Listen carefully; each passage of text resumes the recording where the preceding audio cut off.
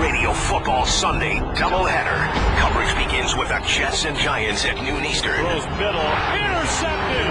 Followed by the Patriots and Eagles Sunday on ESPN Radio. The topics are hot. The discussion is heated. And we're on fire. The First Take Podcast starts now. Here's what's coming up on the First Take Pod. What did the guys think of Kobe's final game in Philly? Plus, how worried should the Steelers be about Big Ben's health? And is the era of Tiger Woods now officially over? That and so much more coming up. Oh, hello there. You're halfway through the week. It's hump day. Welcome into First Take. Thank you for being with us. As always, Skip Bayless, Stephen A. Smith, Molly Karam here with you. Gentlemen, how are we doing? How are you? It's good to be back. You are a road warrior. Just for this guy? Don't say I don't love you. You did. You went the extra mile or 200 miles for me today. How about that? All right. How about that? Here in the flesh, we appreciate it, so let's do it. Last night, the Sixers snapped the longest losing streak in major U.S. professional sports with a win over the Lakers. But the bigger story, of course, was Kobe Bryant's final homecoming. Kobe's last game in Philly started off well, but then he struggled to make shots down the stretch. He did tell Stephen A. after the game that this is beyond anything I could have dreamed of, talking about the reception he received from the Philly fans. Skip, what was your takeaway from Kobe's final game in Philly? Man, this is going to be so hard for me to talk about because I must confess, that was so hard for me to watch last night. I've been a Kobe fan for so long. He has given us all so many all-time memorable moments, many of which I got to see in montage last night, that I was unprepared for then what I had to watch during that basketball game. Kobe Bryant, Stephen A. Smith, looked like he no longer belongs on an NBA court. That's how bad it looked to me last night. I will say, before I get to the guts of what I'm about to say, that Kobe did give us one blast from the past that I supremely appreciated, because in that first minute and 16 seconds, on just pure guts and will and Black Mamba prime-time showmanship, maybe even supreme clutch gene, Kobe Bryant came out and gave that crowd back at his last stop in his hometown what it came to see. He literally threw in three of his first 4 3-point shots from 25 feet, 26 feet, and then 28 feet, which is 1 foot farther behind the line, then 2 feet farther behind the line, then 4 feet beyond the arc. And from that point on, as you know, Stephen A., Kobe Bryant went 1 for 13 from the three-point line. From that point on, he was 4 for 22 overall. And I can make the case, and I will, I believe the Lakers would have won that game if Kobe had not played. That's how bad, that's what a liability he was to his team last night, because I remind you, with just a couple minutes left in the first half, the Lakers were up 14, and they just couldn't overcome a Kobe who in the second half went 1 for 10. What killed me, Stephen A., was he just looked so broken down.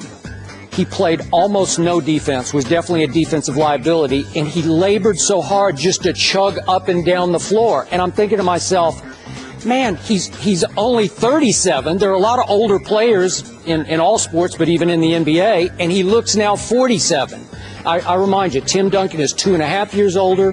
Paul Pierce is a year older. Vince Carter a year older. Jason Terry a year older. Monty Ginobili a year older than Kobe. And I'm thinking, what happened to his legs? They're shot.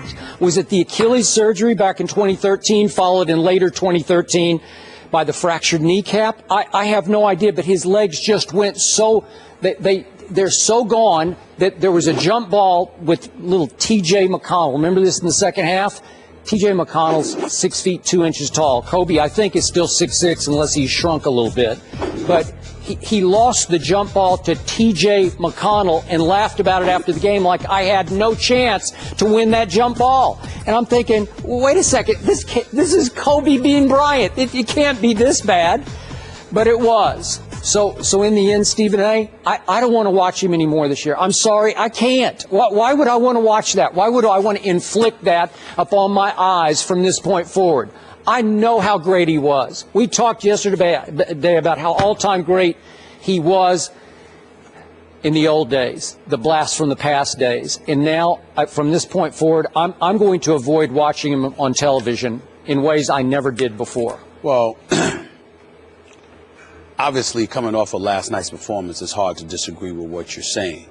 What I would say to you is that if you were there listening to him pregame as well as postgame, it's a little easier to stomach. Yep, I got it. I can appreciate it. In this respect, if you recall, a few days before he retired, I called for him to retire. You did. Now, because of some of the things that I was seeing, and that I didn't want him to go through what he ultimately is going to go through. But you were also suggesting maybe he could save himself for one more year elsewhere. Well, right? No. That was, remember, I said because of the load that he had to carry based on what we were seeing in the team he was playing for, absolutely. And then he retired. And then last night came. And Kobe Bryant broke it down, very astutely. He said, look, at the beginning of the game, you have your legs. He says, Stephen A., I never, ever know at what point during a game I'm going to lose it. Is it going to be in the first quarter after I run up and down the court a few times? Is it going to be when I get on the bench and get a little cold and then I have to come back out there? Is it going to be all of these things? So we've heard this and we've seen this before. We've seen it with MJ to a lesser degree. We've seen it with Patrick Ewing. We've seen it with Shaq. We've seen it with Barkley. We've seen it with a host of individuals where your time has come. So here it is. In Barkley's case, he got hurt. In Ewing's case, he was in Seattle, and ultimately he just faded into the twilight. In Shaq's case, he was in Boston, basically keeling over as he was walking to the point where a crew of fellas, myself included, had to sit up there, look him in his face, or pick up the phone and call him and say, yo, it's over, And that's where we are with Kobe. The thing about Kobe is that Kobe, I believe, recognizes that, especially after talking to him. So, he's very honest about what his situation is. He's very honest about his heart and his mind, but that his body will no longer allow him to do it. My man David Aldridge was asking him questions. The great David Aldridge, the TNT, was asking him questions last night as well about where you're at and this whole process and how do you plan on enduring it. He literally is trying to come up with figuring out ways just to last a few extra minutes. I understand. So when you look at it from that perspective, it's not about Kobe when it comes to that point, unless he just decides that, you know what, I don't want to leave. What it's really about is Byron Scott and the Lakers. Why is Kobe Bryant playing 31 minutes? Why does he have these assignments? Why is he jacking up 26 shots? Why is it that you're not calling more plays for Clarkson and Louis Williams, and to a lesser degree slowing the ball down and getting Julius Randle involved and making sure that you facilitate D'Angelo Williams, averaging more than 3 assists per game? And we'll get into the Lakers later because I got to tell you, Byron Scott swears he's okay. I've known Byron Scott for years. He looks beaten. I'm sure he does. He looks beaten. And so when you look at it from that perspective, it's nightmarish in terms of the quality of basketball that you're seeing.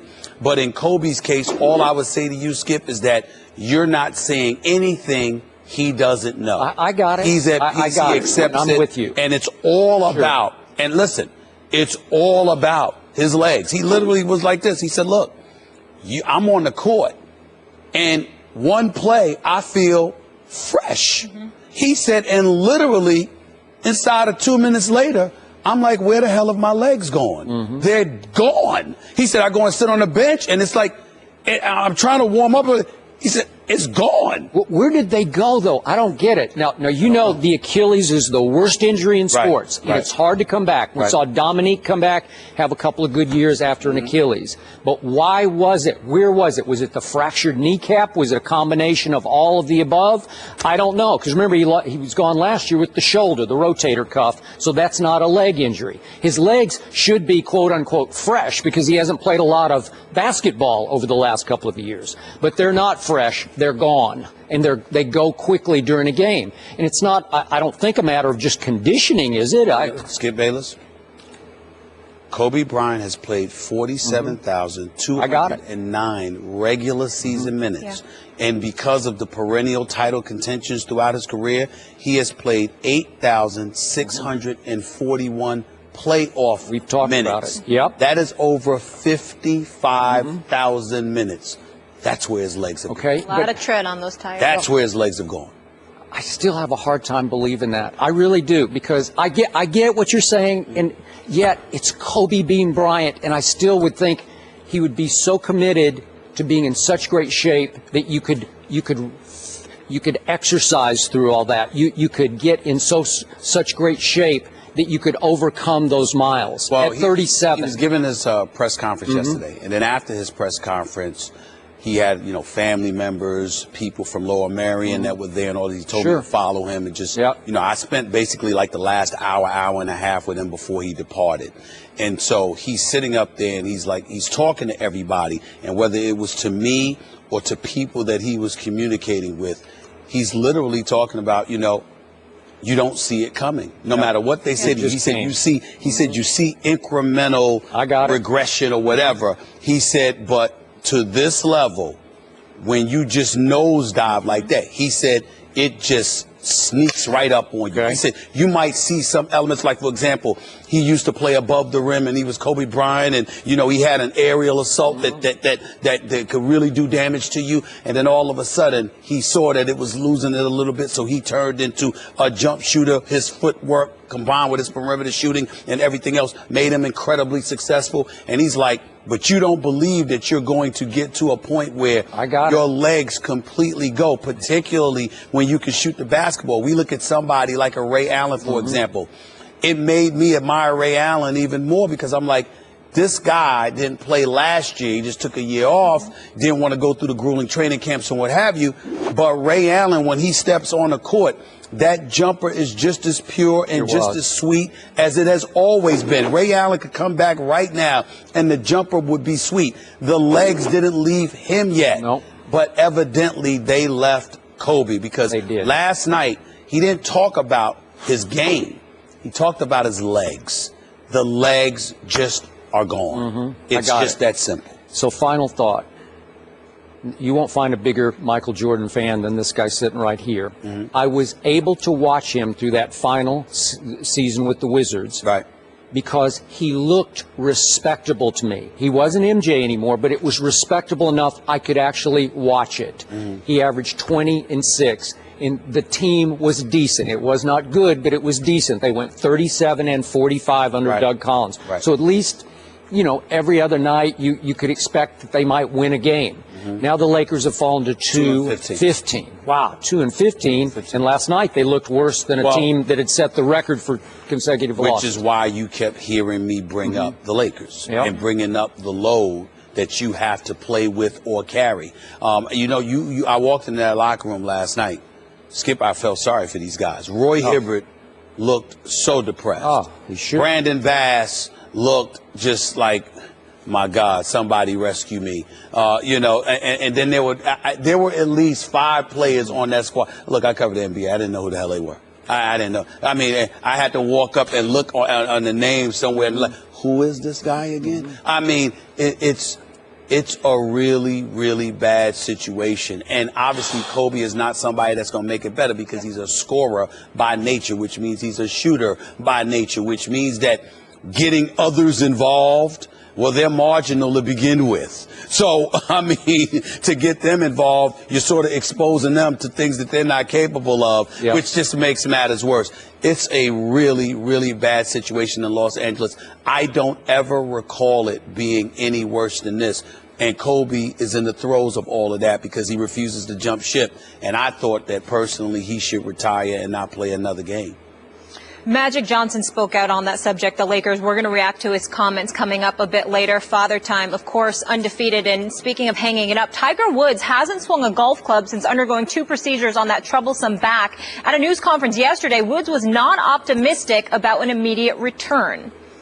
There is no timetable. And so that's the hardest part. That's the hardest part for me, is there's really nothing I can look forward to, nothing I can build towards. It's just taking it literally just day by day and week by week and time by time. It's different from any other the surgeries and procedures I've had in the past, where, okay, you blow out your ACL, which I did. I had ACL reconstruction, and okay, you're back in 9 months. For nerves, there are really no timetables, and that's therein lies the trickier part of it, because you can come back earlier or you can come back later. It just depends on how the nerve heals and how it settles. So Tiger might not play next year, but Stephen A., what is he really saying here? He's really saying don't expect to see the Tiger Woods that you were accustomed to seeing. My day has come and gone. That the Tiger Woods that I once was is over. And I won't be that guy again. Will I retire? No, not yet, because I still enjoy and fantasize about playing the game of golf. I still enjoy being out there competing against the guys or trying to compete. But the biggest thing that he said that resonated with me, Skip Bayless, is that winning no longer appears to be the priority. It doesn't appear to be the priority because it's not something that I believe is achievable. You know, reading up here, what has he had? 3 micro discectomies, I believe that's what it's called. I'm sorry. The discectomies on the same spot in his back. He said that it took him by surprise because he was feeling some discomfort in his hip or whatever. Listen, you know, Tiger Woods, what is he now? 40 or going on 40? He'll be on December 30th. You know, he's going to be 40.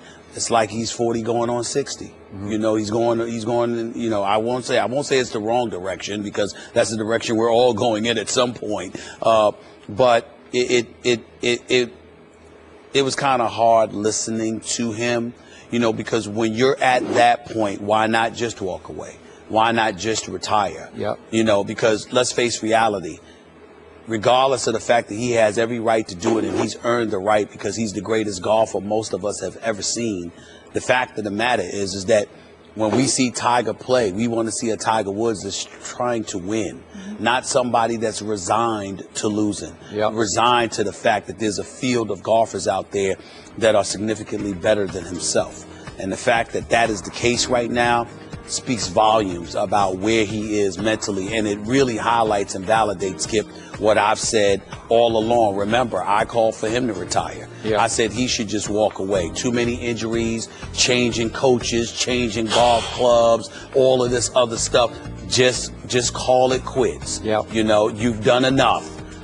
He still hasn't done that officially, but I think unofficially what we heard was the retirement of Tiger Woods. Okay.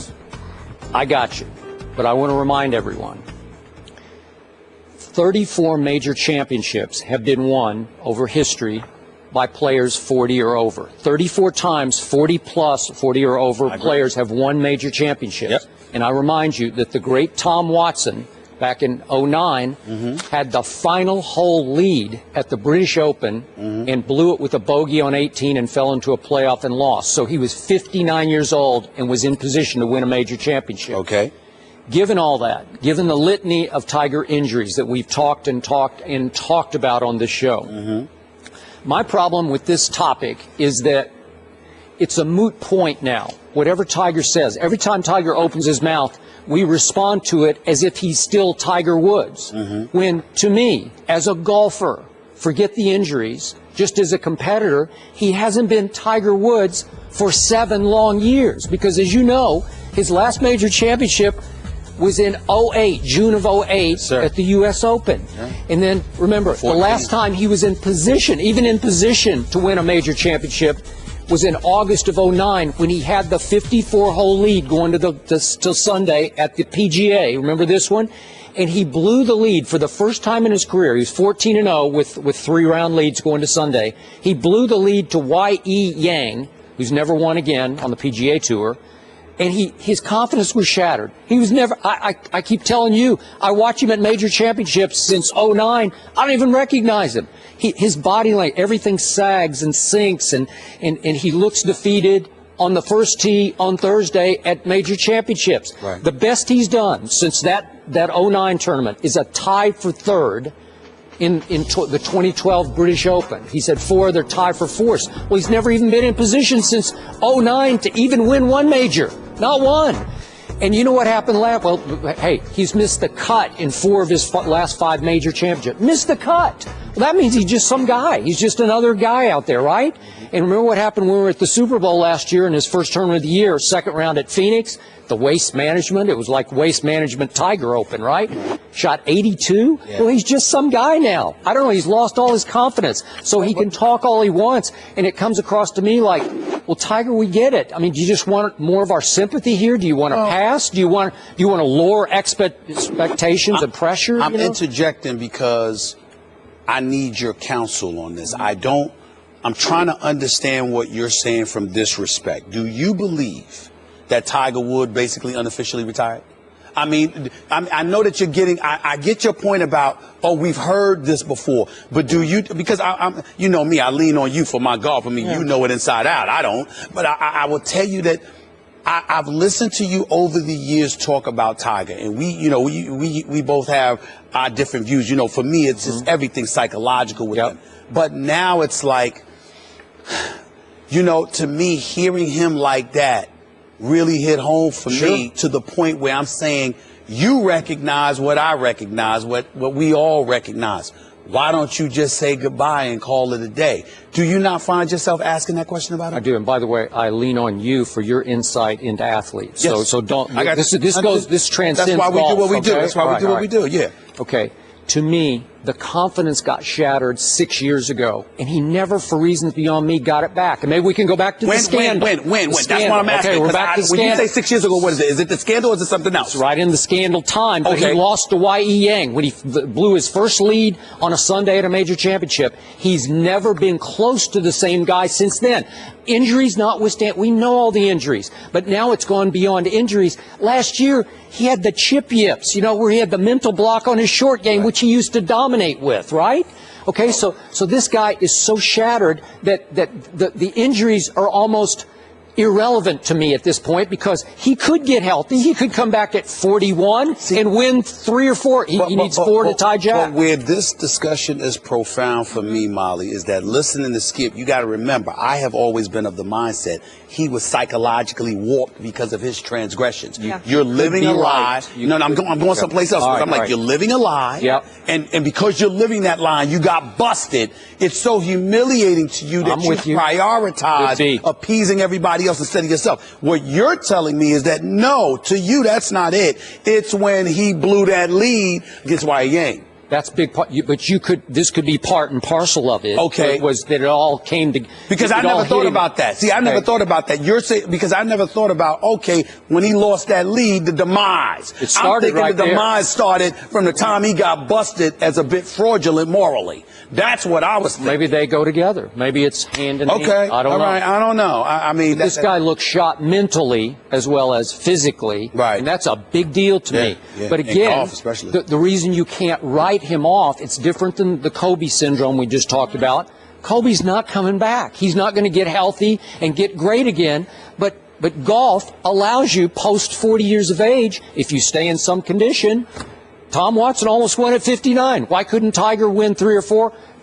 He won't. I think he's mentally shot. That's what I think. I'm wondering if hearing Kobe's retirement and Jeter last season is starting to make him think. Because listening to that 6 o'clock Sports Center yesterday that you were on, I felt like he kind of unofficially retired. So where does golf go from here without Tiger? Let's say this in fairness, and I don't blame Skip for being driven crazy over this. There's a lot of great golfers, guys that can hold down the fort. Yeah. If you are a golf aficionado, if you're an avid golf fan, there are guys that are playing this game, and their level of greatness doesn't rob you or strip you of the quality of golf that you want to see when Tiger's playing. I know. The difference is that Tiger brings a mystique to the game that transcends the sport. And so now it's going to go back to that niche audience who love the game and watch. They'll never go away, but everybody else might go away. I will never go away. I was watching golf before. I'll watch after Tiger Woods. But I am the first to admit, and I always bring up my mom as Exhibit A here. She is a golf nut, and she starts losing interest without Tiger Woods in the field because it loses some electricity. There are lots of young guns, yet even the great Rory McIlroy, not sold on him yet, he posted on Instagram today that I'm paraphrasing, that golf won't quite be the same. It won't be the same. It won't be. Yeah, it's almost like he's saying, there's no reason to watch golf without. Well, what about you, Rory? What about Ricky Fowler? What about? Remember, I can answer that question for you. You have to remember that even at Tiger's height, no matter how much you marveled over his greatness, there were people who were rooting against him. You had, at least in the eyes of some, a villainous figure. And I'm one of those guys, you know me, who's always believed it's always good to have a villainous figure in sports that's near the top or at the top. Because when you've got somebody folks are shooting arrows at, it makes it more compelling. But and this there's nobody villainous figure was a heroic villain or a villainous hero, whichever way you want to look at it. All I'm saying to you is that I'm talking about even before the scandal. I'm saying that at the end of the day, you just had some guys, this black guy coming in, taking over golf, changing out traditions, all of this stuff. Now you've got a situation where it's back to, all right, same old looking dudes as usual, being exceptional golfers. Jordan Spieth. There you go. He looks like a lot of people who came before him. But he's really good. And he's really good. Yep. He's really good. Our next guest has been commissioner of Major League Soccer since 1999 and joins us ahead of the 20th MLS Cup that airs this Sunday at 4 p.m. Eastern on ESPN. Please welcome Commissioner Don Garber to the desk. Thank you so much for joining us and making some time. Folks. Before we get to soccer, quick thought. I first knew of you back in the late 80s when you were the director of marketing for the National Football League. Give us your insight into what was the biggest reason that the NFL rose so quickly and surpassed baseball as sort of America's most popular sport? You know, I think television drove it. I mean, all of us in the industry know it was that destination programming. It was Monday nights, your games were on Sunday afternoons, no matter where you were. And they were able to build these big brands. And a lot of that had to do with Jerry Jones and Robert Kraft and those quarterbacks that basically we formed into the quarterback club and marketing them as entities. All those things work together, the Super Bowl being that moment. And one thing we all don't realize, every big holiday takes place in the NFL season. You have Christmas, you have Thanksgiving, you have back to school, and this concentrated family shared experience. And all of that drives people to kind of connect around the game.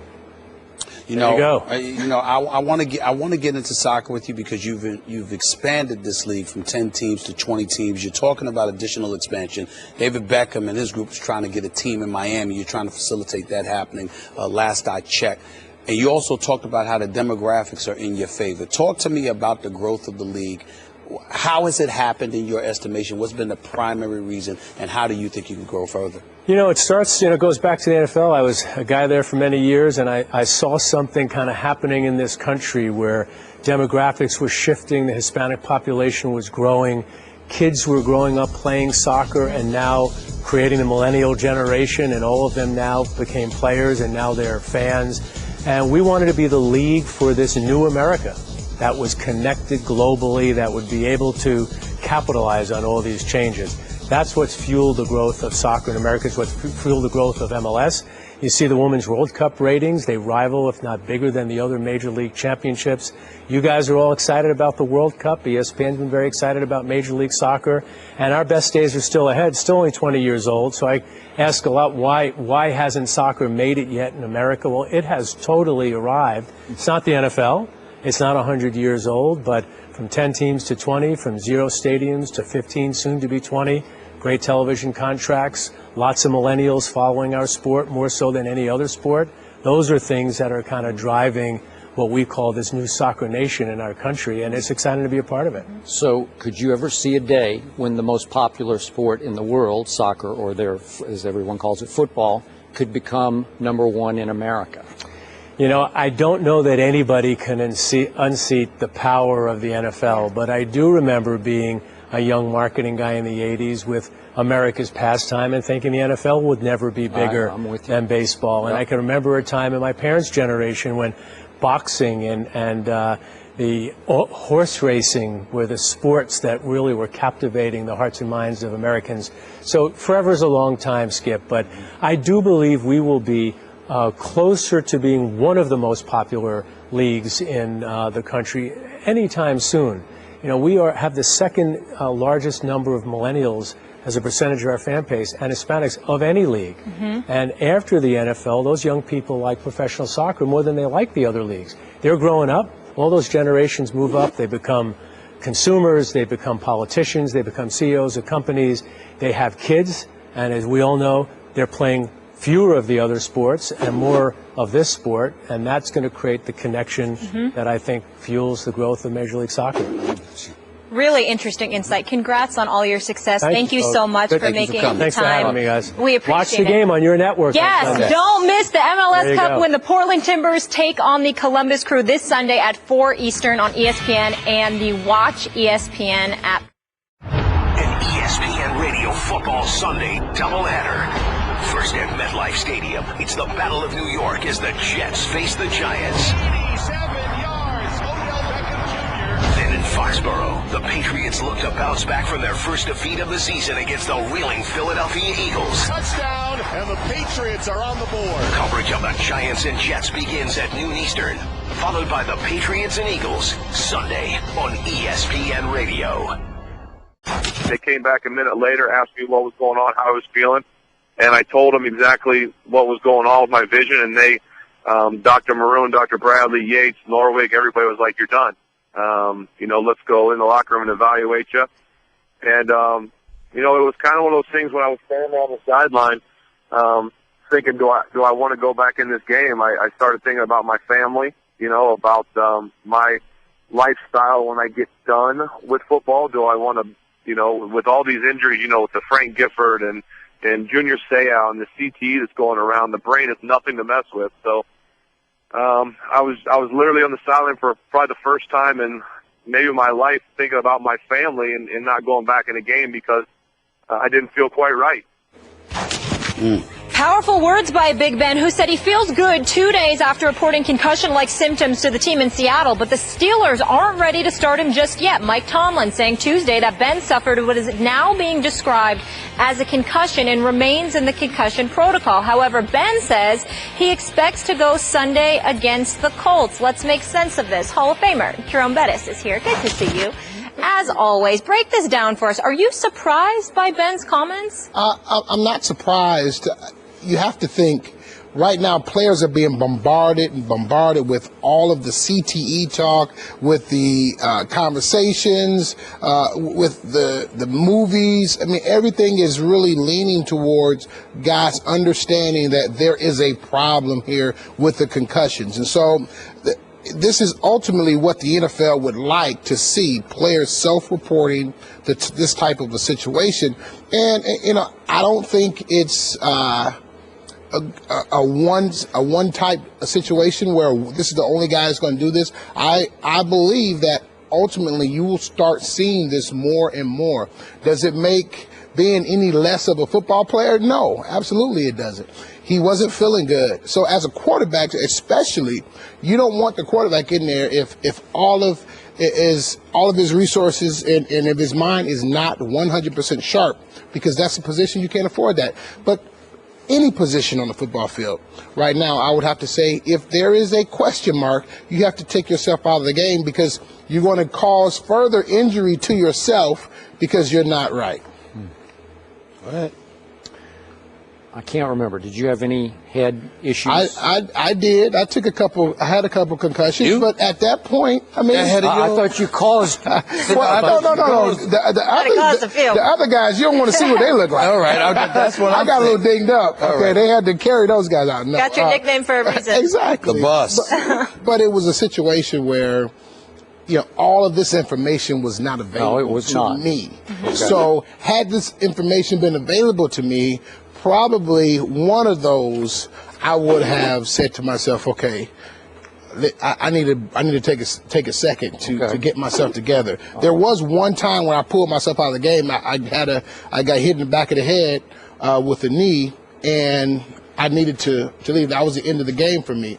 But that was the first time. It was a preseason game, and so I knew I wasn't right. Preseason game, let me get out of the game. Okay, got it. I was shocked by these comments from this quarterback.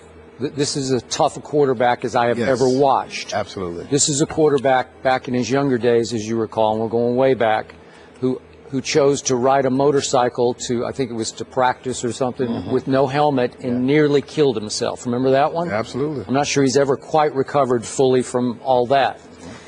And yet, when this man talked about his family, and he's now father, husband, we know that. Once he went to family, to me, in your sport, that is the beginning of the end for me, because now you have a whole different mindset in view of how much you're going to risk your body in general for this, because Ben has taken so many shots, he's been hurt so many times, he's now having to come to grips with his football mortality, where at some point you're going to say, can I play with my kids? You've been through this, you know this, right? Okay? Well, he's at risk right now. So when that guy said it, the toughest, as tough a quarterback as I've ever seen. No quarterback that I can remember takes more shots than Ben does, because he's so big, and he can shrug off so many pass rushers. He just takes the abuse and goes right on. Okay, so I was pretty surprised by this.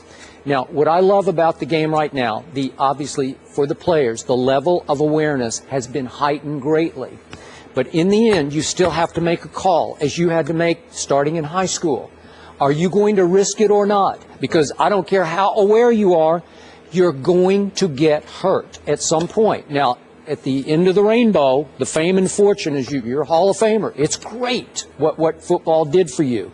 But at some point, you still have to risk it. Nobody's going to force you to risk it. You're not an indentured servant, right? Nobody holds a gun to your head. At any moment, you can walk away and say, I am done with that. And I'm done with my fame and fortune to a degree, right? Right. Okay? But all this new awareness is going to deeply affect a lot of players, and it's going to make it harder on them to continue to play the violent, great game that is football. Well, let me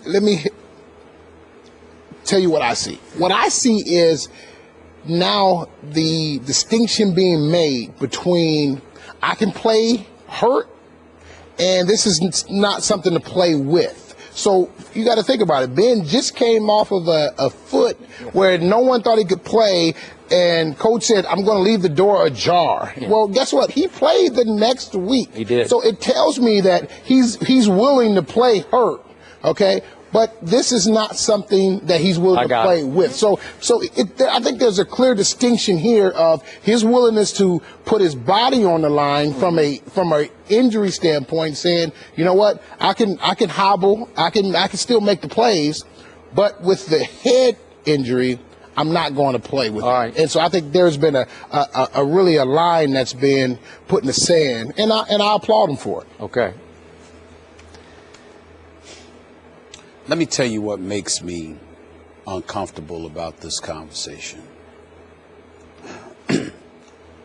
Skip, I get where you're coming from the perspective that it really resonated with you what Big Ben Roethlisberger said, and I totally agree with you. I know how much appreciation you have for his toughness, and I know what level of appreciation both of you have for the game of football. When I heard Ben Roethlisberger say what he said, knowing his history of playing through one injury after another, there were a couple of thoughts going through my mind. One was a raised eyebrow aimed in the direction of the NFL, where I said to myself, this new movie, Concussion, by Will Smith, the great Will Smith, that was filmed in Pittsburgh, okay? You know, that's coming out in a couple of weeks. Yeah. All right. It's not just speaking to the problem. It's speaking to the level of knowledge that the NFL had. And we'll find out. You know, I'm not saying we'll know. It's not like they won't have plausible deniability. But clearly it will indicate and imply that there was more that was known. There was more they could have led on. You could have warned these players. You could have positioned them to safeguard themselves. Okay. So in that respect, it had me thinking about that.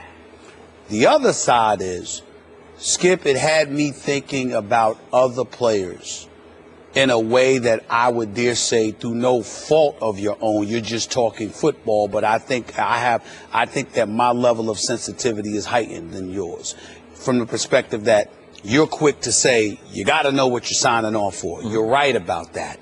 But damn, Big Ben made over $50 million. Big Ben's getting paid. Okay. Big Ben can walk away from the game of football right now and be set for the rest of his life. Well, should he? Is that where you're going? No. Okay. Where I'm going is most other players ain't. Oh. And so as a result, when you're talking about Big Ben Roethlisberger and you're talking about his toughness and you're like, wow, this really hit home, because even he seemed concerned and he was able to step back and think about his family and say, is it really worth it for me to go back into that game? That's an easy call for him to make, because all you're thinking about is, look, is the game worth my health? That's all you got to think about. Peyton Manning, Tom Brady, Drew Brees, list goes on and on to a lesser degree, Adrian Peterson, a few others. That's all they got to think about. Most of the league, what they got to think about is, damn, I need this check. Okay. Am I going to be able to get this somewhere else? And it's just, you're right. Please don't get me wrong. You're right. And I'm in no way implying that you don't care about that. I'm not saying that. That's not what I'm saying. I'm saying y'all are thinking about Ben, and I couldn't help but think about the non-Ben Roethlisbergers. Right. The dudes who ain't getting paid. Good point. How many of those who ain't getting paid in the Steelers locker room after that game at Seattle were a little leery of why their quarterback pulled himself out of a game that probably couldn't have been won, but might have been won? But that's still not over your question, because when you ask that question about them being a little leery, what are you saying? A little leery of Ben or a little leery of the concussion issue? Ben. Oh. Their quarterback said, I don't even want to risk this. What think they resented that at all? Possibly not. But here's the deal. Ben Roethlisberger doesn't have to care, because clearly, no matter what kind of priority they are, they don't usurp the priority that is that of his wife and children. Yep. And so what I'm saying is this. Hold on for 1 second. Right. I'm just saying this. Skip, when we bring that up, because of how serious these concussion issues are and the factual evidence that speaks to how debilitating the CTE is, I'm saying to you, they're looking at him and saying, oh, if you're right, they're saying you making all of this money, why can't you go back in there? While others are sitting there saying, well, we perfectly understand why he didn't need to go back in there. It's a regular season game, in the Super Bowl on the line, and on top of it all, you get paid, live another day. Those guys don't get to make that distinction. They can't sit there and say regular season, playoffs, meaningless game, meaningful game.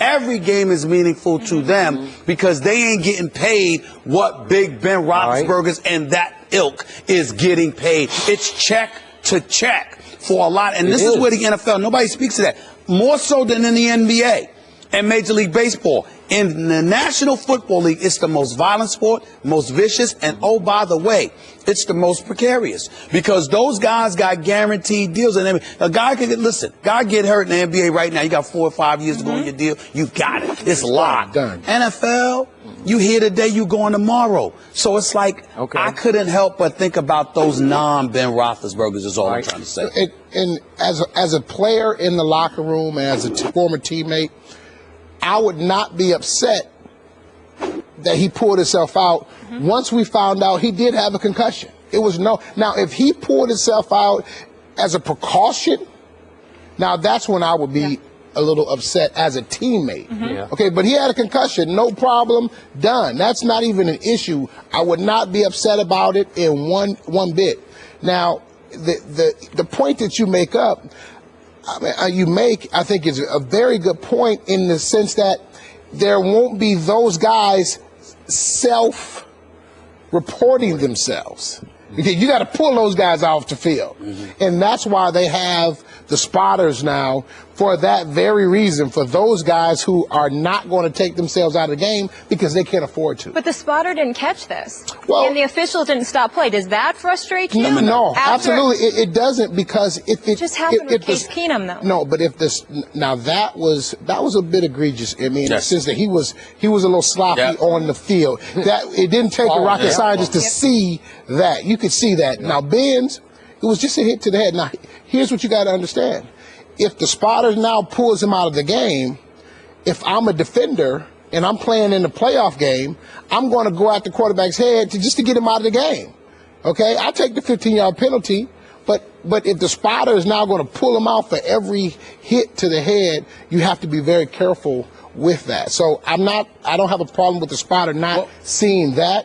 The good part is that he's self-reported. I think ultimately that's where the NFL wants everyone to get to. They'll never get that. And they'll never get that. They'll never get that because only with the guys that are getting paid. Only with the guys that are getting paid. Absolutely. And not only that, y'all got to also remember that those players who might have a question, most of them I would dare say won't, because Big Ben is the one guy whose toughness and willingness to play you never question. You can't question. They would never. I mean, Tom Brady would be another to speak to your level, his level of toughness. Who's going to question what that Tom Brady wants to come out of a game? It's just not going to happen. You know better. You know if there's a way that guys like even Drew Brees, you know if there's a way for guys like that to play, they will play. You just saw Ben play exactly with the bad foot. Like, you know that's how it goes. It's the other guys that are some other guys that are questionable. And I don't mention any names because I don't know definitively, but there are other guys that are questionable. It ain't Big Ben. No, anybody in that locker room that will play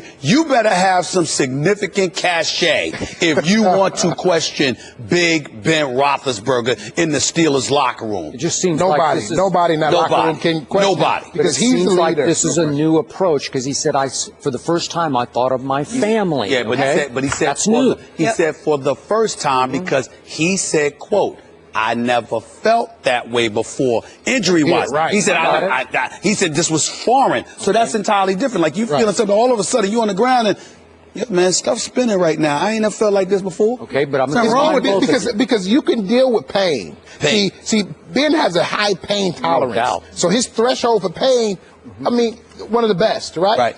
But this wasn't pain. Yeah. This was that awkward uncomfortableness that he's never felt before. Well, he would say he had a migraine. And that's what he had. He called it migraine pain, okay? Okay. I want to remind both of you, bigger picture. I've read survey after survey of NFL players over the last 2 years, a majority of which shows that most players want to play with a concussion for all the reasons you've talked about. For money, for the fame, the fortune, they're in. They've committed. They know it's there. They know it's part of the game. They are willing to live with that part of the game. And if that's their choice, I'm fine with that. I don't want them... they're not forced to play. I know we got to move choosing. on. I know we got to move on, but I got to ask you this. When you say you're fine, I need you to clarify what that means, because to me, just sitting on the outside, they're not going to self-report. But it's almost like you're saying, and I don't believe you mean this. That's why I'm asking the question. It almost sounds like you're saying, look, concussions come with the game. If you're out on the field and you feel a little woozy, deal with it. Okay, but they've already made that choice. They're saying it with a clear head. If I do feel a little woozy, I'm not going to self-report because I need my football. But I'm saying, do you have a problem with the league pulling them off the field? I do not. Okay, that's why I want to make sure. The league's trying to protect itself from lawsuits going forward. That's what I'm trying to say. I'm trying to say they got to get off the field. Yeah. Right. Absolutely. Speaking of the league trying to protect themselves, including the preseason, there's been 131 concussions reported in the NFL this season. But good news for our Steelers fan and our former Steeler. Jeremy Fowler just reporting that Ben Roethlisberger said he's cleared to practice today, took an impact concussion test again this morning. He doesn't know the results, but he's allowed to see the field for Wednesday's session, so good sign. I would love Sunday to see what those concussion tests include. What do? Knock you upside your head again to see? No, it's a. I would love to know. It's a battery of questions that they ask you. So now what they do is they set a standard initially with the questions when you take this test when you're fine. Okay, then they have a baseline value register. Then they have a battery of tests that goes afterwards when after you've been concussed to see if everything matches up. Thank you for that. Appreciate that insight. No problem. Jerome, thanks for being with us. Not a damn debate, guys. This is not a debate we're having here. So, and do you know that I don't know if he's got 4 or 5 years? You asked me my opinion, and I can give you all the reasons why back, or I can give you clavicle, or I can give you any other type of injuries that are there. You're asking me what I think, and I think we've got outstanding quarterback ahead of us for the next 4 or 5 years. That's not a downer. Will we be looking to develop and get talent behind Romo? Absolutely. Here we go. Jerry Jones is defending his quarterback, and Stephen Jones is keeping hope alive in Dallas, telling our Tard Archer that Tony Romo hasn't been placed on IR because, Skip, we're competitors. Jones put Romo's recovery from the recent fracture of the quarterback's left collarbone at 6 to 8 weeks, which could have him back for a possible wild card playoff game or a conference. The guy's already cracking up for championship game at 3-8. The Cowboys are tied for the worst record in the NFC. They are competitors, Stephen A. How laughable are Stephen Jones' comments? It is absolutely hysterical. I mean, listen, let me tell you something. I got to give the Dallas Cowboys credit. They're the gift that keeps on giving. They are the gift that keeps on giving. I got to tell you something right now. Talk about going down with that Titanic. I mean, listen, if I want some friends, I mean, Jerry Jones, Stephen Jones, I love those guys. I know I get on them, but they are hilarious, man. I mean, you 3-8. You just stunk up the joint on Thanksgiving, ruined half the nation's turkey dinners. Okay, you got a quarterback now. You got a quarterback. All right, coming off a third broken collarbone, 2 back surgeries, age 35, could barely walk straight, and you talk about he's got 4 to 5 years left. I mean, only Jerry Jones could say something like that, and to have the audacity, the unmitigated gall, okay, to sit up there and get an attitude when he's questioned about this stuff. Look, this is not a damn debate. This is not a damn debate. Oh, Jerry, come on now. I mean, it's unbelievable. Best impression. But you realize, Stephen said, we're not going to put that quarterback on IR. Yeah. That's right. That he could come back for the playoffs. Maybe for the Super Bowl. I was getting to that. I was getting to that. I want you to that was the appetizer. Because let's put this in its proper perspective. For the second time this season, you understand, what his wife had bowed and, just, oh, my Lord, what has happened to my husband? She's a wonderful woman, by the way. She seems that way anyway. The bottom line is he's sitting there walking off the field. He's got to be helped off, people holding his arm for him. You understand? Because once again, the collarbone injury took place, and they are so desperate that just the scintilla of a chance that they could make the playoffs. Let's keep Tony Romo alive. It's like one of those bodies that's been put into one of those tubes for preservation. Let's do everything they can to sit up there and preserve this man's life come hella high water. Put him on a resuscitator or whatever the case may be. This is only the Cowboys. Only the Cowboys would do stuff like this. This is straight hilarity. It's plain and simple. The Dallas Cowboys are done. It is over. Their season is done. They're toast. We understand it. Even you came on national TV and confessed, I'm done. It's over. The season has been lost. And somehow, some way, Jerry and Stephen says, not yet. Not yet. I guarantee you they'll make more money. They're competitors. They're competition. It's moolah. It's money. They're going to pique your interest until the very last drop, and they're going to milk all the money they can out of it to help pay for that $1 billion playpen of his down in Arlington, Texas. That's what's going on here. It's sad. It's pathetic, but very, very predictable. The Dallas Cowboys once again find a reason to be in the headlines, to make themselves be relevant for something, anything other than actually winning football games. I'm so surprised. I'm just so surprised. Y'all are something else, boy. Y'all are something else. Go ahead, Skip. Let me drink my tea because I want to listen to what you got to say. Go ahead, Skip. I just want to hear it. Kermit, I just want to hear it. Kermit. I just want to hear it. Go ahead, man. To me, this isn't laughable at all. Oh, my God. Don't even go there. Please. Don't tell me. Don't. Go ahead. You know what is really and truly sad and pathetic? What's really and truly sad and pathetic is that your Giants lost to the Redskins Sunday and reopened the door. Reopened the door of the NFC East. And now I look at this last night. I read the quote from Stephen.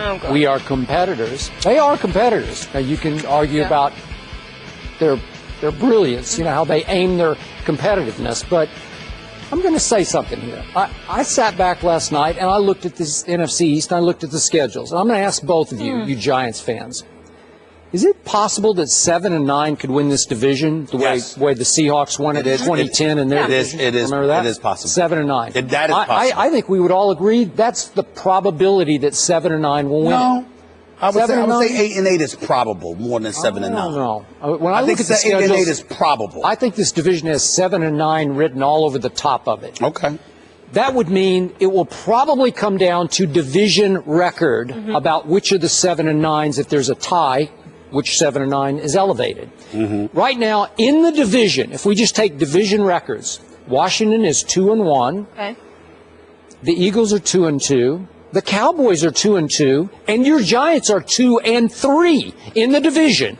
So that means the Redskins have a half-game lead in the division over Dallas and Philadelphia, and your Giants are 2 back of Washington in the loss column. Okay, you with me on this? Yeah. With you. Okay, Dallas now gets Washington twice down the stretch. Monday night, right here on ESPN, and then the season finale at Jerry World. And Dallas had a game coming up after the game at Washington that I thought before the year was kind of 50-50. At Green Bay, at Rogers, at Mr. Rogers' neighborhood up in Lambeau Field.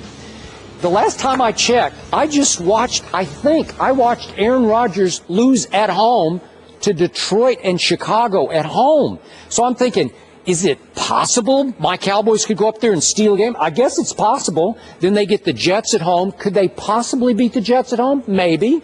And then they go to Buffalo. Could they possibly beat the Bills at Buffalo? Maybe not, but who knows? Could miracles happen here? Could my Cowboys win 4 of the last 5 to get to 7-9 by beating Washington twice and having the best record in the division? No. Because if they beat Washington twice, not impossible. I know it's improbable, but it's not impossible. Then they would be 4-2 in the division. And if they finished in a tie at 7-9, they would advance to the playoffs. And by the way, I'm no big Matt Castle fan, but at the end of the Carolina game on Thanksgiving, I stayed till the bitter end. He actually looked pretty good. It was garbage time, but he looked pretty good. So I'm looking at my defense. It's 7th in the league in touchdowns allowed. Forget about the pick sixes, because they really screw up the math on it, right? The pick sixes make me sick. But 7th in the league in touchdowns allowed. That's decent. And my Cowboys rushing the football are 11th in the league, which is not all that bad because we know their offensive line is pretty great. So I'm thinking, wait a second, my defense is pretty good. My offensive line is very good. I still got a pretty good complement of weapons and a good rushing attack. I got a shot here in these games in the sad, pathetic NFC East. I still got a shot. I do not blame the competitors, Stephen Jones and Jerry Jones, for at least saying, let's keep him on ice. Let's freeze him. Well, after they messed it up, the November 22nd, the initial one, they had to get it right this time. Yeah. You mean the competitors that have presided over a franchise that's won 2 games in 20 years? They should have won the NFC last year. Those guys. The competitors that pride themselves on being America's team based on how many headlines they win over everybody else as opposed to games they actually win. You mean this same Dallas Cowboys team that you sat up there and literally did everything but get on your knees and pray. And I'm only talking publicly because Lord knows what you did privately. To pray for Tony Romo to return because Matt Castle is that you went from the stay off the weed in to Castle, and then Castle to was the Castle to the outhouse. From the Castle to the outhouse. He's back in the house now. You're back to the outhouse. It's You mean that? in the guest You understand what I'm room. saying? And this is the thing. Let me show you how pathetic. I just gave you the numbers. My Cowboys are 2-2 in the Am I not right? Am I not right? I listen. Let me get to my point. And here's the biggest part of it all. This is what goes to show how pathetic you and every Cowboy fan out there actually is. You don't even have the decency to bring up Jason Garrett. 0-7 without Romo this year. 0-7. And you didn't even bring him up. He's a non-coach. Excuse me. He's a non-factor. Excuse me. Since he's a non-factor, that means you not only have players that you're going up against at a disadvantage, but you also have a disadvantage in coaching because everybody else has a coach and you have a puppet of Jerry Jones, okay? So that's what you have. Jerry is my coach. Jerry is. I admit it. Evidently, without Romo, he's winless, so it doesn't really matter. In the end, what it comes down to is that how pathetic can y'all be? Y'all New York Giants. How pathetic Jerry Jones, 2-3. Stephen Jones. You are 2-3. Tony Romo. Matt Castle. I can't even bring up Reed anymore. He's been let go. By the way, who's Castle's backup? Do we know that? You don't even know. No, it's the little kid from Boise State. Okay, because you know everything. I mean, you had to even think because you couldn't even recall who's the backup to Castle. So let me ask you this question. Let me ask you this question. What if Matt Castle gets hurt? I mean, I'm trying to tell you something. Watch the Cowboys. Something's gonna happen. I keep trying to tell you. Watch, something's gonna happen. You don't even know the backup is to Matt Castle because Weed is gone. Weed is gone. I liked it. The little left-hander from Boise State. Okay, don't worry about it. I'm not knocking you for it. I'm not knocking you for it because you know everything. I'm simply talking about it speaks to the level of insignificance. Also, they cut. This is somebody they cut and brought back to. Oh my God! I'm not up on the fourth string. This is unbelievable. This is unbelievable. So you got a backup quarterback that you cut and you're bringing it back. Romo and Castle. Really? On the roster right now. No, he's on there. He is? Don't worry about his name. Listen, forget it, Molly. It's irrelevant. The point is that forget it. Don't worry about it. Skip, I ain't holding it against you. Hey, it don't matter. That's the point. It doesn't matter. Kellen Moore. You know what's it? Hey, you know what's Kellen Moore. I liked him at Boise State. You could have told me it was Stephen Jones, and I would have believed you because it doesn't matter. It doesn't matter. Not the blue turf anymore. This is unbelievable. This is. It's over. What is next? What is it? You get it's over. Where was that dude? What was the dude working? Basketball or something? You got him off the street. I want to thank both of you. I want to thank both of you for reopening my door. Yeah. Thank you, New York Giants. Thank you. Opening what? Thank you. You reopened the door to the east. On 34th Street. Oh my Lord! Happening. Oh my goodness! This is you're something special. You and Jerry Jones, all of y'all together. You, Jerry Jones, Steve Jones. Y'all gonna meet up for dinner. Y'all gonna have a conversation about the Cowboys. And what I like Jerry a lot. I know too. You know what? I'm sure I would. Yeah. You know what? That Morton Steakhouse there in Dallas. You go to downtown Dallas, man. Go there and have a ball, Skip, hang out with them, have a good time, man. You ain't gonna win no damn football games. You better find something else to talk about. This is unbelievable, man. Unbelievable. The only reason he's not that mad is because the whole division's so terrible. Really? Yeah, he's got. So we just gonna take a quarterback off the street, and Matt Castle go down, and we gonna find a way to win games with Jason Garrett as the coach, right? I say this all the time. 0-7. He who laughs last laughs best. Remember that? Profound. Okay. We'll leave it there. I laughed last. You didn't give me profound. I laughed last when the catch wasn't a catch. Okay. But you agreed it was a catch. I'm still laughing though. Meanwhile, in the association, Kobe Bryant's final game in his hometown of Philly started off well. He hit 3 of his 4 shots, but it went downhill from there, finishing with 20 points on 7 of 26 shooting, including 4 of 17 from 3-point range. The Lakers fell to 2-15 and were the first team Philly has beaten all season. Stephen A., what do you expect from Kobe the rest of the way this year? Not much. Because listening to him last night and watching what we've watched, Father Time has caught up. He just can't do what he used to do physically. And I respect the fact that he's, very, very honest about it. He ain't hiding anything, and he just sat up there and he was like, look, I wasn't going to lie to you guys. I wasn't going to sit up here in your face telling you I hadn't made up my mind. I asked him last night, why did he even come back this season? And he said, because I needed to find out whether or not I had it anymore. He said I had to find out. I didn't want to ask myself that question. Wanted to put myself through it and wanted to see what it reaped. And once it was exposed to me, it was what it was, and I had no choice but to accept it. Talked about speaking to MJ and, asking MJ, when did you know? And, MJ told him. And he knew those were the exact emotions that he felt. Barkley alluded to it the other day when he talked about how he said he knew when he had to pump fake all the time to get shots off and stuff like that. And that's basically what we're talking about here. And so, again, it's hard for me, not just because I love the guy and I appreciate what he's done, because, so many people talk about, your greatness as a performer. To me, the Michael Jordans, the Kobe Bryants, even to a degree LeBron James, even though he doesn't have the titles that they have, what I love about those guys, Skip, is that when you look at them, you see individuals who never cheated the game. What I mean by that is that you're the headliner, your box office. You're the reason people are walking through the turnstiles to see you play. Skip, people weren't getting into the game last night in Philly until the second quarter because traffic was so backed up. Obviously, some folks can't drive because it was just a little rain out there. I didn't understand why it was taking them so damn long myself. But the point is that you had people, it was congestion, it was a packed house. The 76ers were 0-18.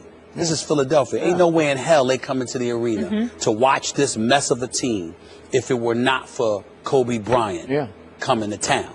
And so knowing that you're the headliner, you're the box office attraction, showing up night after night for years and years and years and answering the call that only comes with a box office attraction is something that I always grab an elevated level of appreciation for. And so he just can't do it anymore.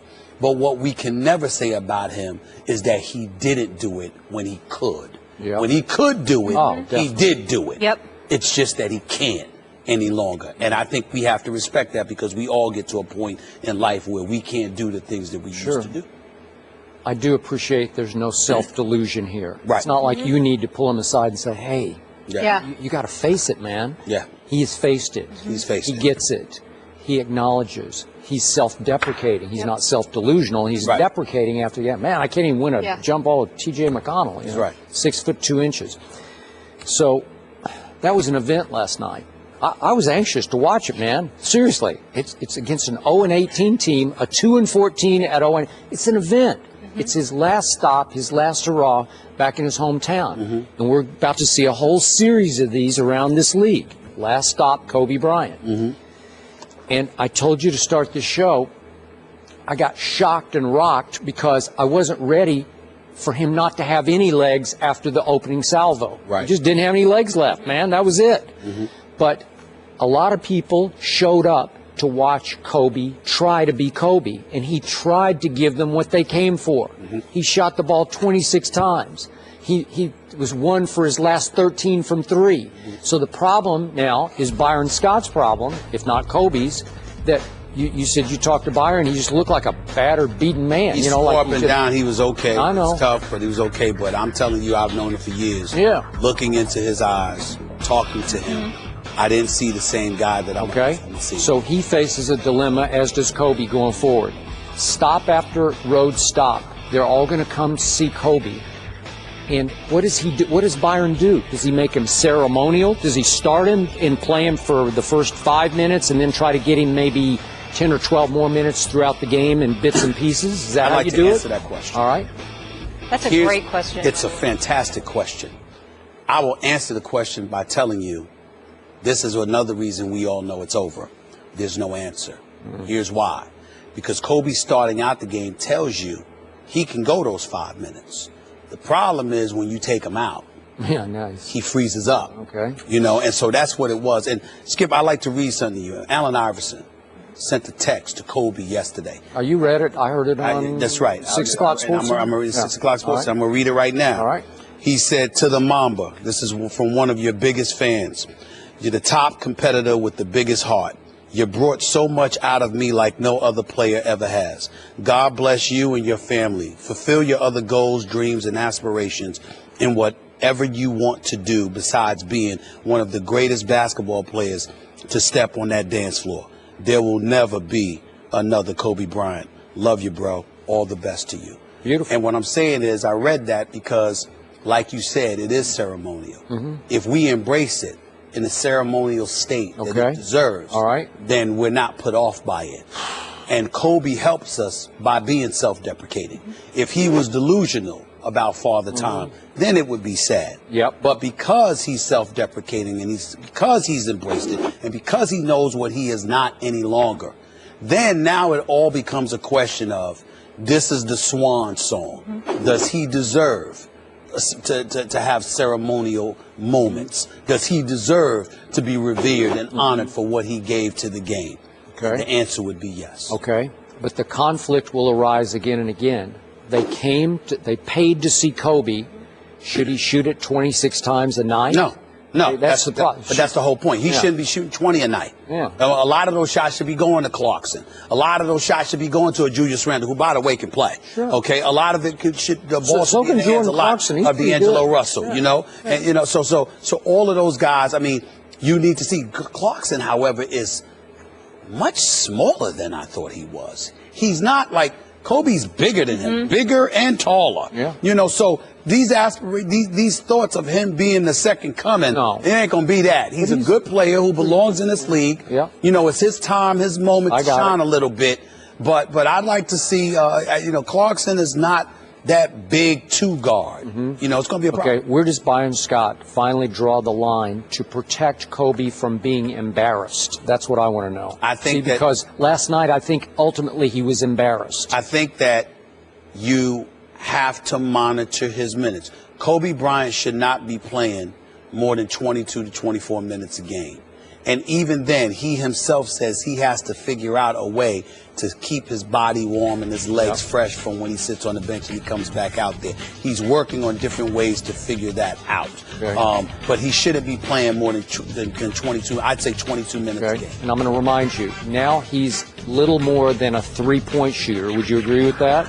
Right. Like, that's about all he's got left? Well, you going up against smaller guards, you can post them up. Sometimes, but I don't know if he's got the legs to post anybody out. Yeah. But when you're a three-point shooter and you're shooting 19% from three, and last night you took 17 threes, it's a bad formula for the Lakers. You're going to keep them from having even a chance to win the game if that's going to keep happening. Yeah. And listen, I've said it, like, I get where he's coming from because he explained it to me. He explained it to all of us. But if I had my druthers, he would have retired the other day instead of playing right now. All right.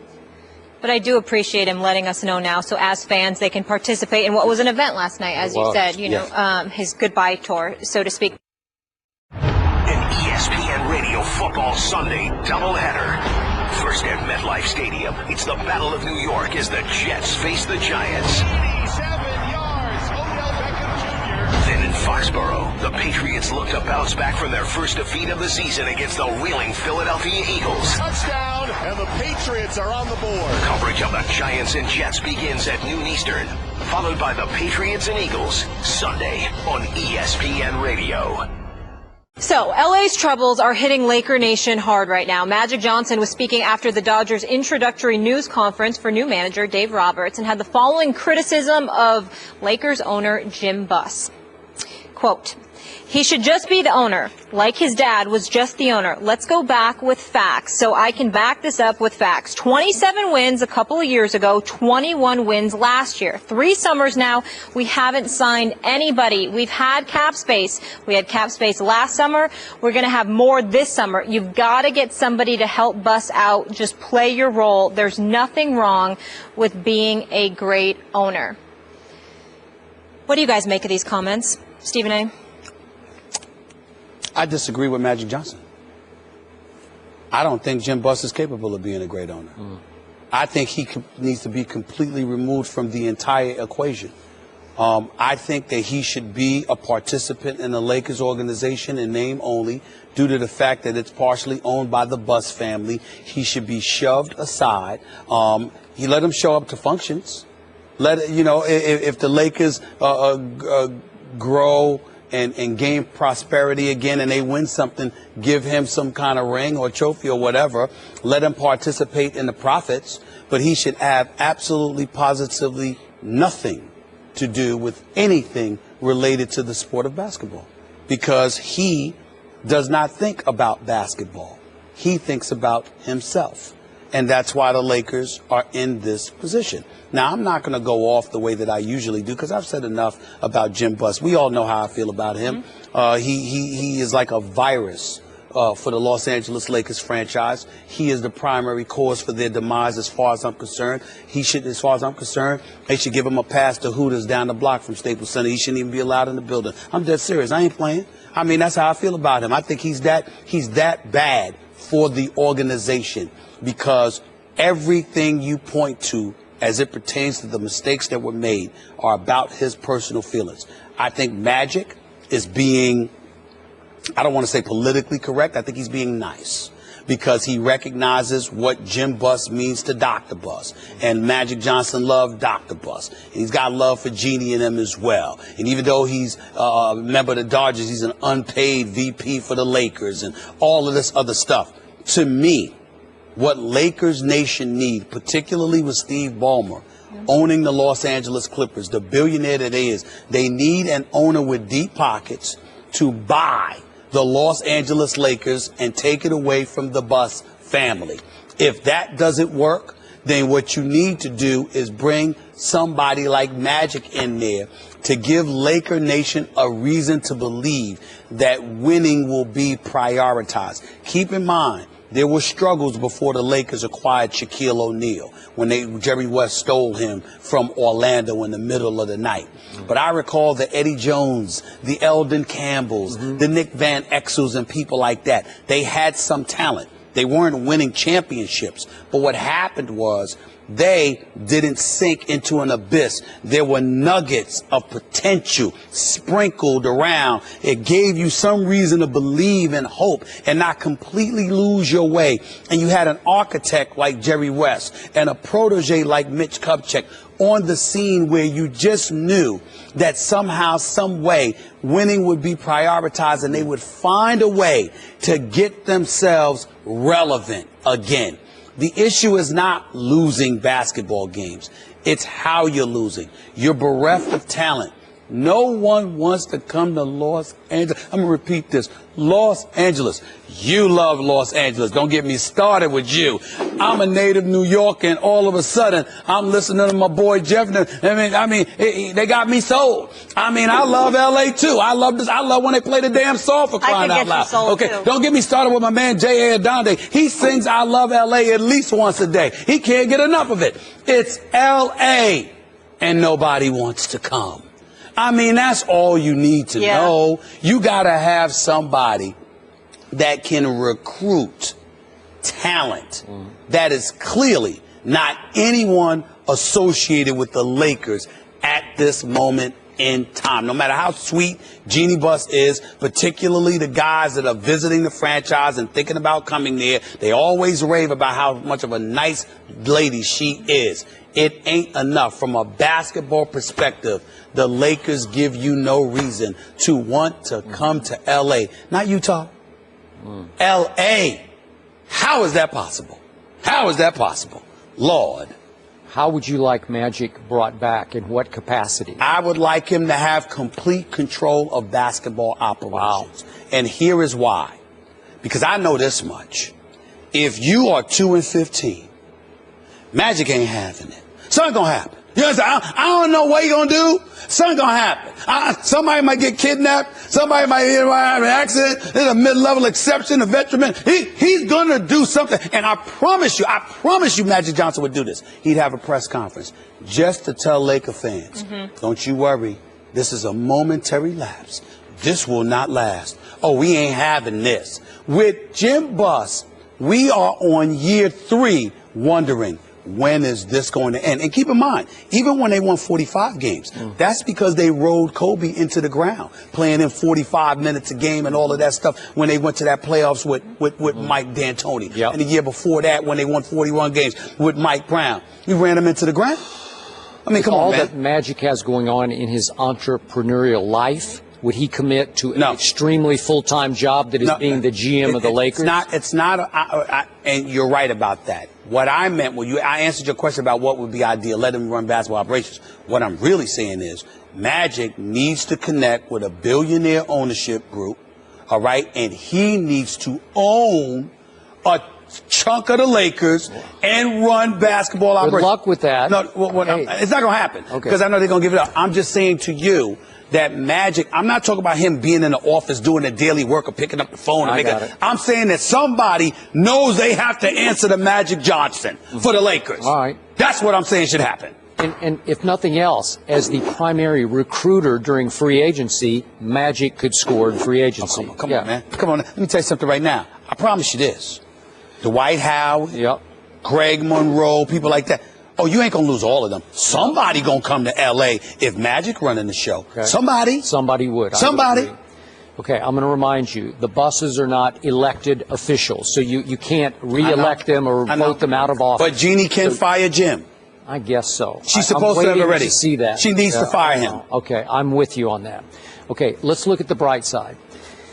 If Kobe is now in his last years, we all assume, I do think that it's been a little difficult, a little daunting for free agents to choose L.A. with an aging, high-volume shooter, Kobe Bryant, still as the centerpiece of this franchise. That's going to clear the decks for somebody, a Kevin Durant, maybe a Russell Westbrook, to say, okay, Kobe is officially gone. They love Kobe. Obviously, they're in awe of Kobe Bryant. But once he's out of the way, if they could take over the franchise, I think one of those big premium free agents, difference makers, would choose L.A.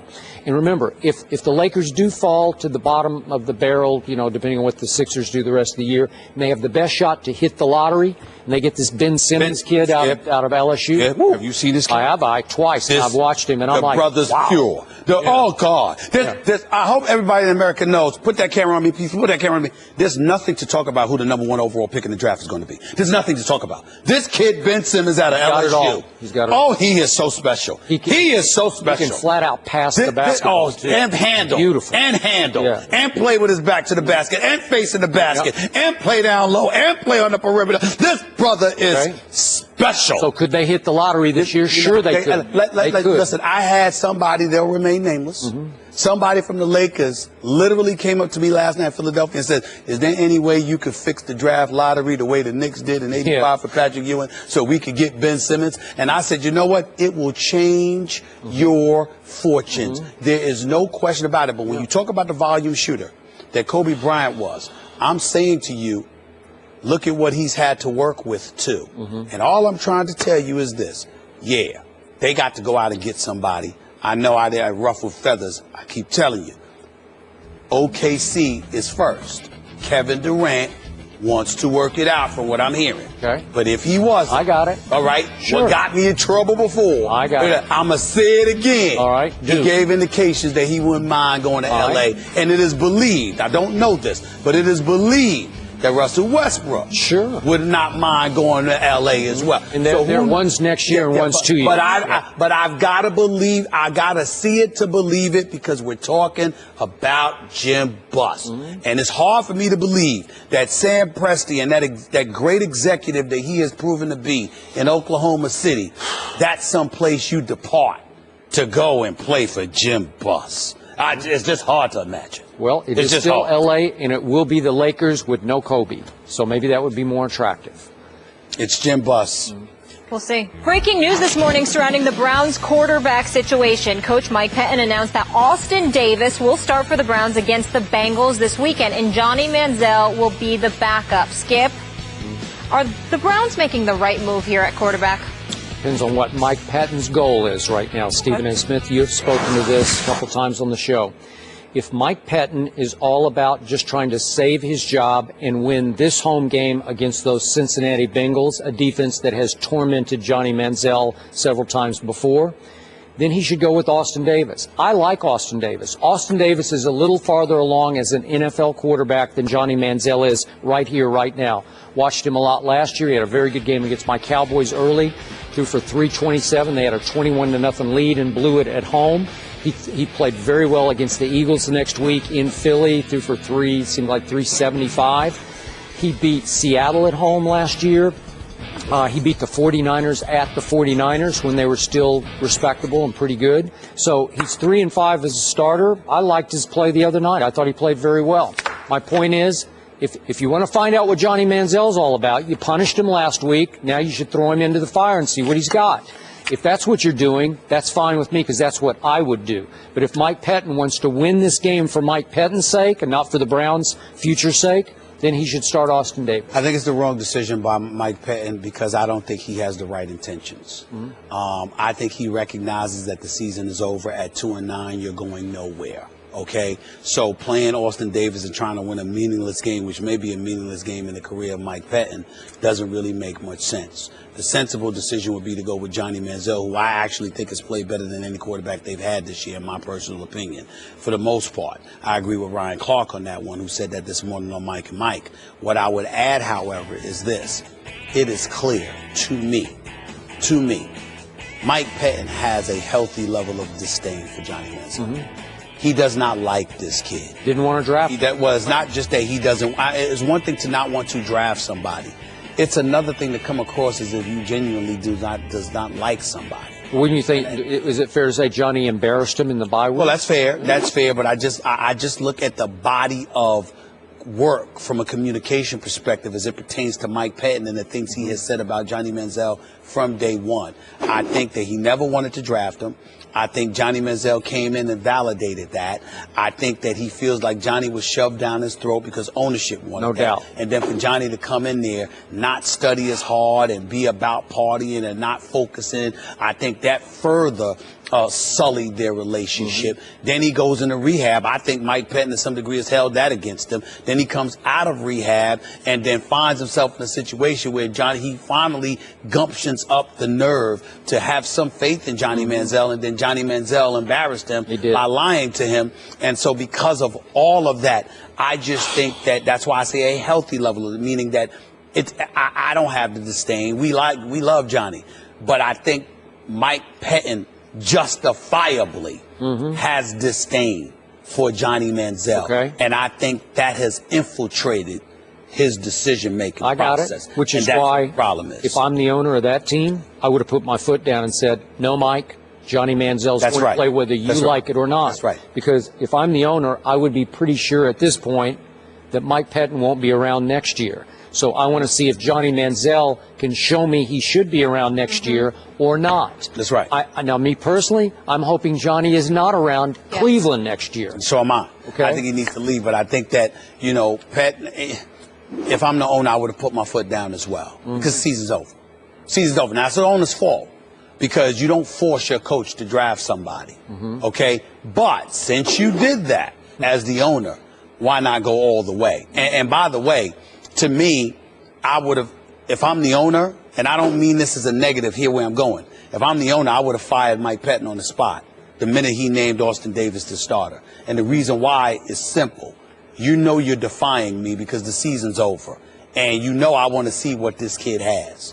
Why is he not in the lineup? Pettin would have been out of a job this morning. Is it just me, or does it seem like every time Johnny could have a shot, it's against the Bengals? Like they're pretty good. That's fair? Easy to step in against the Bengals. Ain't this time. Huh?